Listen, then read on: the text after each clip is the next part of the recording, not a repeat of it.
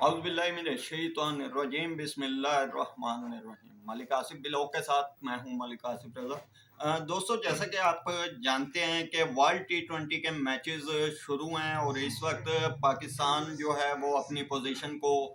Semi final تک پہنچا چکا ہے، جبکہ اب جو پاکستان کو ٹف ٹائم دینے والی ٹیم ہے اور جس ٹیم کے ساتھ پاکستان کا میچ جب بھی منتخب ہوتا ہے یا فائنل ہوتا ہے کہ پاکستان بمقابلہ بھارت میچ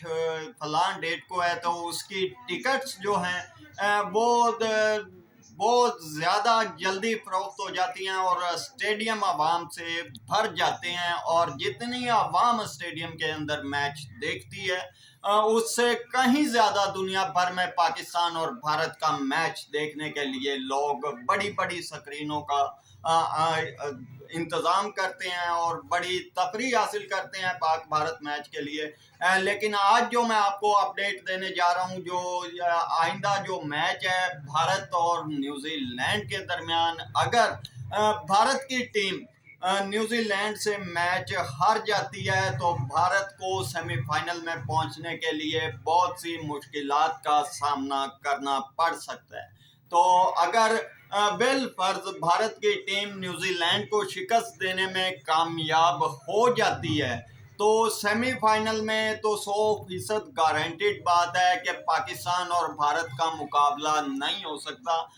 لیکن اگر نیوزی لینڈ کو شکست دے کر اور اگلے جو ان کے میچز بقیہ رہ چکے ہیں ان میں اپنا رن ریٹ اچھا کر کے بھارت کی ٹیم سیمی فائنل کے لیے کوالیفائی کر سکتی ہے اور پاکستان اور بھارت دونوں سیمی فائنل میں پہنچ سکتے ہیں، اور جس وقت سیمی فائنل دونوں ٹیمیں مد مقابل ہوں گی اور سیمی فائنل میں اپنا زور لگائیں گی تو یہ واضح بات ہے، یہ ممکن ہو سکتا ہے کہ پاکستان اور بھارت کا T20 ورلڈ کپ میں فائنل ٹاکرا منتخب ہو جائے۔ تو یہ تھی آج کی چھوٹی سی اپڈیٹ۔ اگر بھارت اور پاکستان کا دوبارہ میچ آپ دیکھنا چاہتے ہیں تو بھارت کو نیوزی لینڈ کو شکست دینا لازمی ہے تاکہ وہ سیمی فائنل کی دوڑ میں شامل رہے، اور سیمی فائنل میں اپنی فائٹنگ کر کے اگر فائنل کے لیے کوالیفائی کرتا ہے بھارت تو فائنل میں انشاءاللہ پاکستان اور بھارت کا ٹاکرا ہوگا، اور T20 ورلڈ کپ 2021 جو ہے